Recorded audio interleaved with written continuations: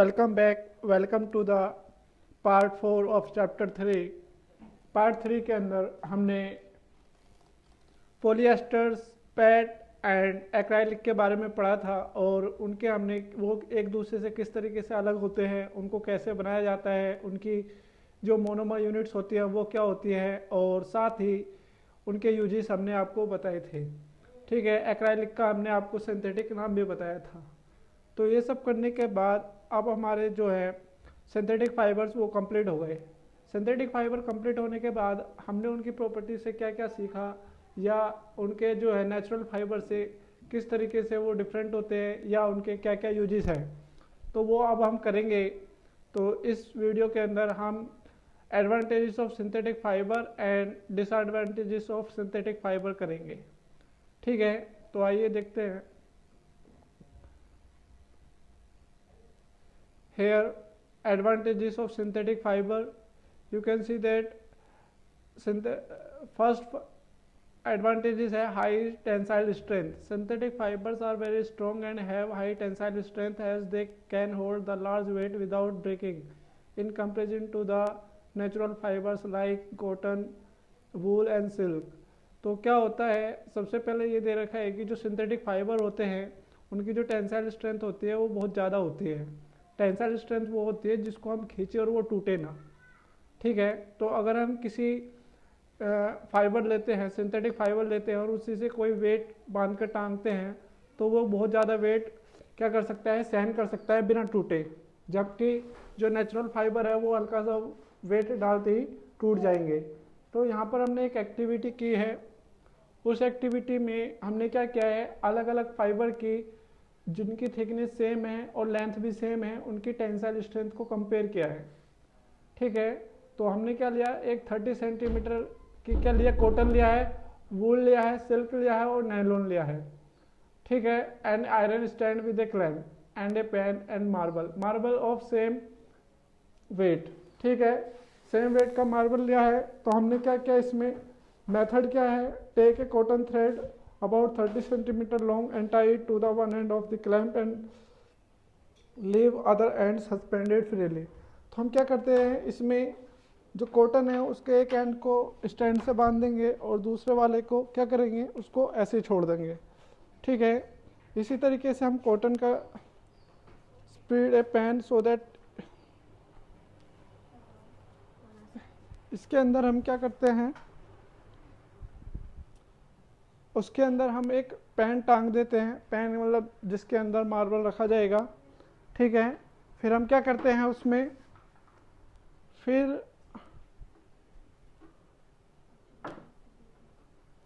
आप देखो यहाँ पर पैन हमने बांध दिया उसमें, फिर हमने क्या किया, उसके अंदर मार्बल रखा।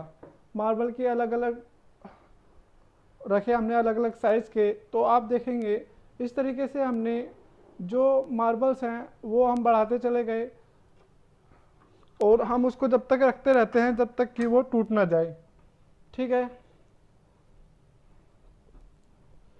और इस तरीके से हम इस एक्टिविटी को हर एक वूल, सिल्क, नायलॉन के साथ क्या करते हैं, रिकॉर्ड करते हैं। और जब आप इसमें देखते हैं कि सेम थिकनेस और सेम लेंथ के फाइबर में किसने सबसे ज़्यादा जो मार्बल्स हैं उनका वजन सहन किया, तो ये आप पाएंगे कि ये किसने किया, नायलॉन ने। You observe that nylon thread has maximum number of marble breaking before breaking followed by silk, cotton and wool least strong. The thread which hold the maximum number is the strongest. तो इससे हमें क्या पता चला, यहाँ पर एक precaution दे रखी है कि जो थ्रेड है सबकी जो थिकनेस है वो सेम होनी चाहिए। ठीक है, और लेंथ भी सेम होनी चाहिए। तो आपने देखा कि नायलॉन की जो टेंसाइल स्ट्रेंथ है वो सबसे ज़्यादा होती है क्योंकि वो सबसे ज़्यादा मार्बल्स का वजन को सहन कर सकती है। दूसरे नंबर पर सिल्क है, फिर कॉटन है और सबसे कम वूल है। तो वूल की जो टेंसाइल स्ट्रेंथ होती है वो सबसे कम होती है।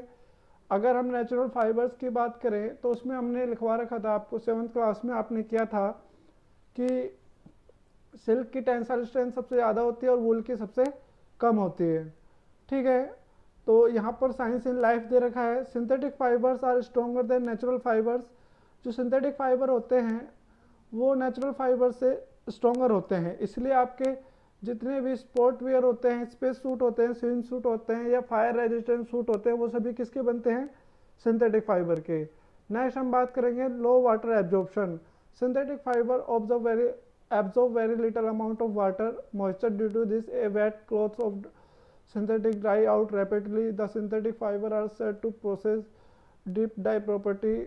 Natural fibers like cotton, wool and silk, however, absorb a lot of water so that do not drip out rapidly. तो इसमें क्या दे रखा है कि जो सिंथेटिक फाइबर होते हैं ना, अगर आप उसको पानी में डुबो तो वो बहुत कम पानी को सोखते हैं। ठीक है, बहुत कम पानी सोखते हैं, तो वो जब बहुत कम पानी सूखेंगे तो वो जल्दी से क्या हो जाते हैं? सूख जाते हैं। तो ड्रिप एंड ड्राई मतलब डुबो और सूखा कर लो, डुबा के एकदम सूख जाता है, जैसे ड्राई क्लीनिंग टाइप। वो कम पानी लेंगे और जल्दी से सूख जाएंगे। तो इस प्रॉपर्टी को क्या बोलते हैं? उसको डीप ड्राई प्रॉपर्टी। तो अगर आपसे पूछा जाए कि भाई सिंथेटिक फाइबर की कौन सी प्रॉपर्टी है इनमें से, तो डीप ड्राई प्रॉपर्टी भी किसकी है? सिंथेटिक फाइबर की, जबकि नेचुरल फाइबर की ये प्रॉपर्टी नहीं होती है। नेचुरल फाइबर जैसे कॉटन, वूल और सिल्क है, ये क्या करते हैं? बहुत ज़्यादा पानी एब्जॉर्ब कर लेते हैं, और इसलिए ये क्या कर देते हैं? जल्दी से सूखते नहीं हैं, बहुत ज़्यादा टाइम लेते हैं। यहाँ पर आप इसकी एब्जॉर्बिंग कैपेसिटी को क्या कर सकते हैं? कंपेयर कर सकते हैं। आप दो कपड़े लो, एक नायलॉन का और एक कॉटन का। नायलॉन क्या है? यहाँ पर सिंथेटिक है, और कॉटन क्या है? नेचुरल है। तो यहाँ पर आप क्या लेंगे? एक कॉटन क्लॉथ लेंगे और एक नायलॉन क्लॉथ लेंगे, और दो सेम साइज के मग लेंगे और उनमें सेम वाटर भरेंगे। ठीक है, आपने क्या लिया? दो वाटर लिया, उसमें सेम अमाउंट ऑफ वाटर को भर दिया। अब आप क्या करेंगे? एक मग के अंदर एक नायलॉन को रख देंगे और दूसरे मग के अंदर कॉटन को रख देंगे, और उनको अच्छी तरीके से मतलब उनको सोकिंग के लिए रख देते हैं।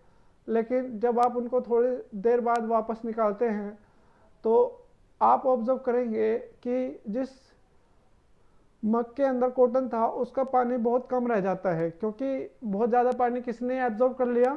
कॉटन ने। लेकिन जिस मग के अंदर नायलॉन क्लॉथ था उसमें ज़्यादा पानी रहता है, क्योंकि नायलॉन ने कम वाटर एब्जॉर्ब किया। और जब आप उनको धूप में सुखाएंगे तो नायलॉन क्लॉथ क्या होता है? जल्दी सूख जाता है, जबकि कॉटन क्लॉथ अभी भी गीला रहता है। तो इससे क्या पता चलता है कि जो कॉटन क्लॉथ होता है वो ज़्यादा पानी एब्जॉर्ब किया, इसलिए वो लेट सूखता है, और जो आपका नायलॉन क्लॉथ है उसने कम पानी एब्जॉर्ब किया और इसलिए वो जल्दी सूख गया। The volume of water remaining in the container. ठीक है, यही कंक्लूजन है कि synthetic fibre absorb less water than natural fibre, and synthetic fibre are less time to dry than natural fibre. वो कम पानी सोखते हैं और इसलिए उनको सूखने में भी कम समय लगता है। अब हम बात करेंगे गुड इलास्टिसिटी। इलास्टिसिटी का मतलब है वो हम उनको खींचे तो वो टूटते नहीं हैं, उनका साइज बढ़ सकता है और वापस से अपने पहले वाले साइज में आ जाते हैं। Most of the synthetic fibre are fairly elastic and flexible as they can be stretched और कंप्रेस्ड टू सम एक्सटेंट। ठीक है, तो क्या होते हैं? जो सिंथेटिक फाइबर होते हैं इलास्टिक और फ्लेक्सिबल होते हैं, उनको आप खींच सकते हैं और दबा सकते हैं, लेकिन वो टूटते नहीं हैं।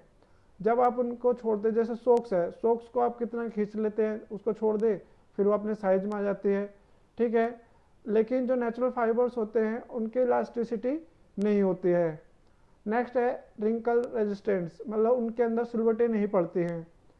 Most of the synthetic fibre crumpled usually during washing and wearing. जब आप सिंथेटिक फाइबर के बने कपड़े पहनते हो तो वो उनमें जल्दी से सिलवटें नहीं पड़ते हैं। ठीक है, वो अपनी परमानेंट क्रीज रखते हैं और व्रिंकल फ्री होते हैं। लेकिन जो आपके क्या होते हैं नेचुरल फाइबर से बने होते हैं उनके अंदर क्या हो जाती है? सिलवटें पड़ जाती हैं। ठीक है, तो ये भी क्या हुआ? एक आपके लिए एडवांटेज हुआ। Abrasion resistance.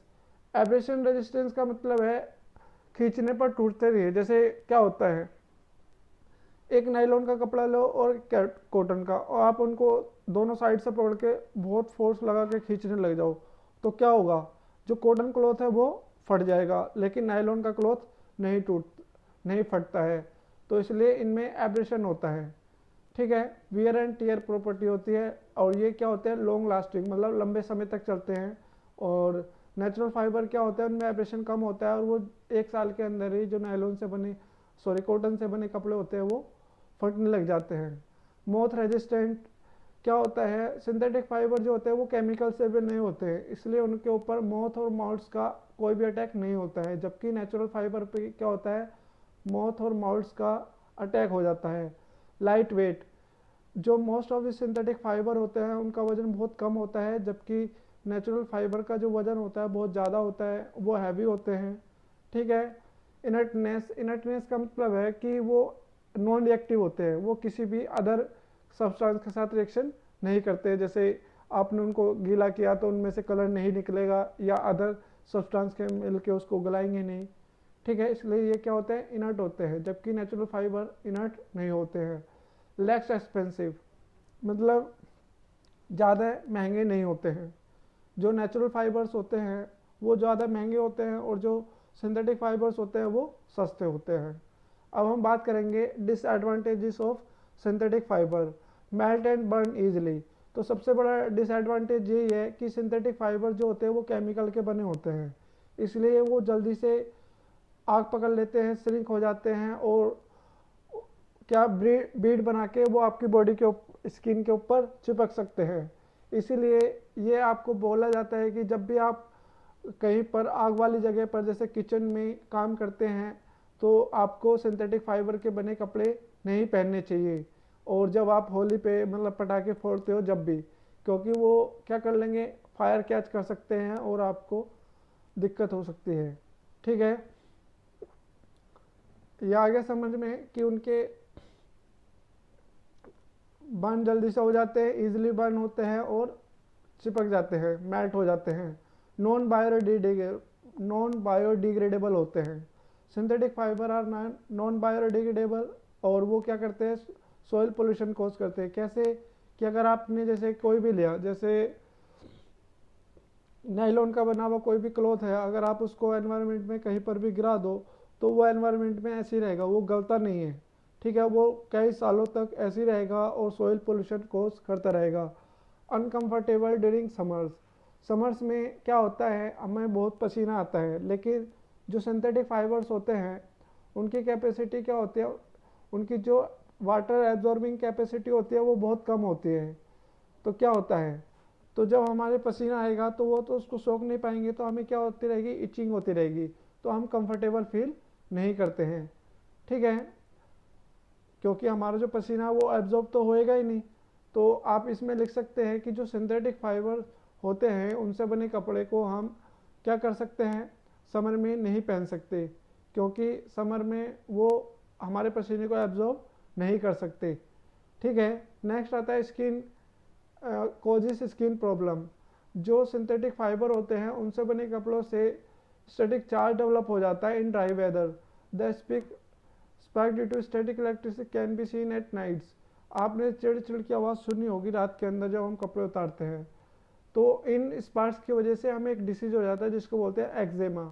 तो एक्जेमा डिसीज किसके नाम से, किसकी वजह से हो जाता है, एक्जेमा डिसीज हो जाता है आपका सिंथेटिक फाइबर की वजह से। ठीक है, यहाँ पर डू यू नो में आप देख सकते हैं, nowadays biodegradable synthetic fibre are nylon 2 and nylon 6 are being made. आज के टाइम में जो सिंथेटिक फाइबर है जैसे नायलॉन 2 एंड नायलॉन 6 हैं, वो क्या है, बायोडिग्रेडेबल है। अगर आपसे पूछा जाए which two synthetic fibres are biodegradable, तो you will say that nylon 2 and nylon 6 are biodegradable synthetic fibres. Okay, तो आज के लिए सिर्फ हम इतना ही करेंगे, नेक्स्ट पार्ट में हम प्लास्टिक करेंगे। तो यहाँ तक इस वीडियो को लाइक कीजिए, शेयर कीजिए, चैनल सब्सक्राइब कीजिए, और अपने घर पर रहिए, हेल्थी रहिए और पढ़ते रहिए। अब आपके हम रिपोर्ट्स भेजेंगे आपको, हमें बताना है कि आपका कितना होमवर्क हो गया है, आप कहाँ पर आपको दिक्कतें आ रही हैं और आपके क्या क्या प्रॉब्लम्स हैं, वो आप हमसे बता सकते हैं। Thank you.